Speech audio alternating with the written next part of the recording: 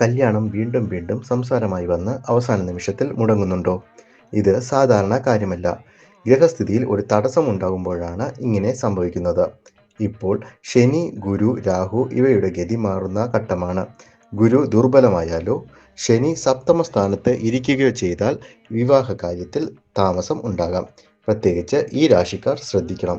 മേടം, കർക്കിടകം, തുലാം, മീനം ഈ നക്ഷത്രങ്ങളിൽ ജനിച്ചവർക്കും ഈ വൈകൽ കൂടുതലാകാം. അശ്വതി, പുണർദം, ചോതി, രേവതി ആലോചനകൾ വരും, പക്ഷേ ഉറപ്പാകില്ല. ജാതകങ്ങൾ ചേർന്നതായാലും ചെറിയ കാരണങ്ങൾ കൊണ്ട് താമസം വരും. ഇത് കാലതാമസമാണ്, നിരസനമല്ല.